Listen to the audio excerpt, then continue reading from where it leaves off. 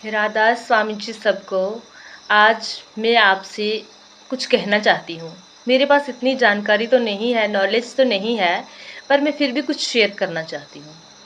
हमें हर रोज़ उठकर अपने परमात्मा का नाम लेकर अपने नए दिन की शुरुआत करनी चाहिए और उस मालिक से कहना चाहिए कि ये शुक्र है मालिक तेरा, जो तूने हमें आज ये नया जीवन फिर से दे दिया है, एक नई सुबह दी है, नए जीने की वजह दी है। तो उसमें एक बात हमें याद रखनी है हमेशा हमेशा के लिए, कि जो हमारे दुख हैं, तकलीफ़ हैं, कष्ट हैं, जिन लोगों ने हमें परेशान किया है, हमारी निंदा की है, चुगली की है, उनको वापस वापस याद करके हमने अगले दिन को बेकार नहीं करना है।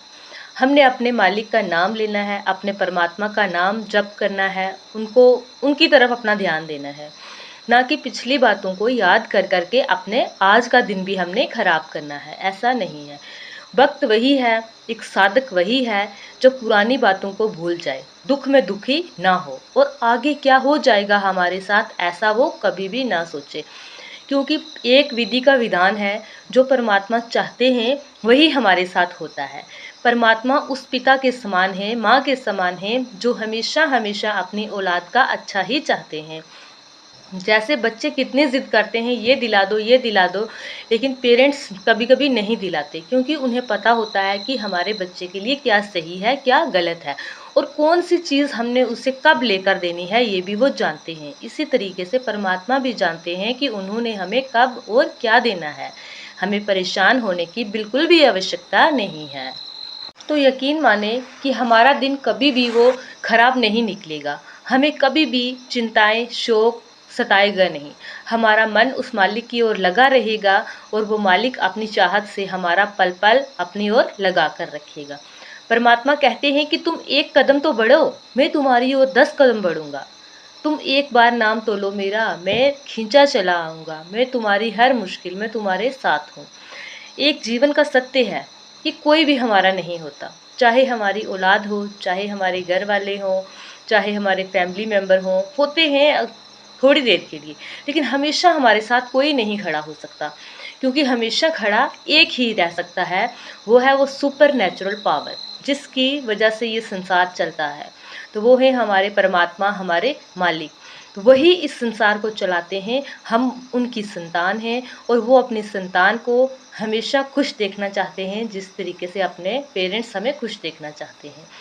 हमारे कर्मों का फल तो हमें मिलेगा ही, क्योंकि हम अगर अपनी फैमिली में भी कुछ गलत करते हैं तो हमारे पेरेंट्स हमें पनिशमेंट देते हैं।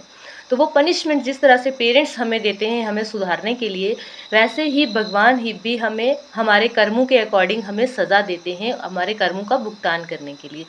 अच्छे कर्म होंगे तो हम अच्छे कहलाएंगे परमात्मा की नज़र में, हमारे कर्म बुरे होंगे तो हमें पनिशमेंट मिलेगी, हमें उन कर्मों का भुगतान करना पड़ेगा। इसीलिए सबसे बेहतर यही बात है कि ये जो संसार है ये कुछ समय के लिए हमें मिला है, ये मनुष्य का शरीर भी कुछ समय के लिए मिला है। इसमें हमें अच्छे कर्म करते रहना चाहिए, कभी किसी के बारे में बुरा ना सोचना चाहिए और ना करना चाहिए। अपने आप को हमेशा परमात्मा की शरण में रखकर, उसके आमने सामने रहकर अपने सारा दिन गुजारना चाहिए, अपना सारे फैसले लेने चाहिए, जो वो आपको कभी भी गलत फैसला नहीं लेने देंगे, जो परमात्मा की शरण में होंगे। और जो परमात्मा की शरण में नहीं होंगे, इस जीवन में चालाक बनकर रहना, छल कपट करना, ये अभी तो हमें 2 मिनट का मज़ा आ जाएगा और उसके बाद में जब हमारे कर्मों का भुगतान हमें करना होगा, तो वो जो छल कपट हमने किया होगा ना, उसका बहुत भारी नुकसान हो जाएगा। एक बात और, हमें कभी भी गरीब, दीन, दुखी, परेशान इंसान का मजाक नहीं उड़ाना चाहिए, हमें उससे कभी परेशान नहीं करना चाहिए। लोगों को परेशान करने वालों की कोई नहीं सुनता यहाँ पर, लेकिन जब दुखिया का मुखिया सुनता है ना, तो वो ऐसी लाठी बजाता है कि वो लाठी सहन करने योग्य नहीं होती है। इसीलिए दुखिया की कोई सुनता नहीं है, लेकिन वो परमात्मा दुखिया का मुखिया है। वो अगर सुन ले, उस दुखिया की पुकार उस परमात्मा तक पहुंच जाए, तो यकीन मानो आपका जो जीना है, जो उसको परेशान करने वाला है, उसका जीना हराम हो जाएगा।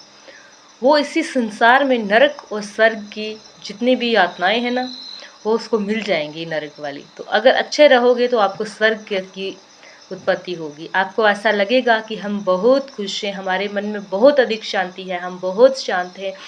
इससे अधिक सुंदर हमारे लिए और कुछ नहीं हो सकता। अगर आप शांत और दूसरों को कभी परेशान नहीं करोगे तो। यही जीवन का सत्य है। अपना जीवन जियो, अपने लिए जो आपके पास है उसे इस्तेमाल करो, दूसरों के बारे में कभी ना सोचो और ना ही उनको परेशान करो। कर सकते हो तो दूसरों का भला करो, बुरा कभी नहीं।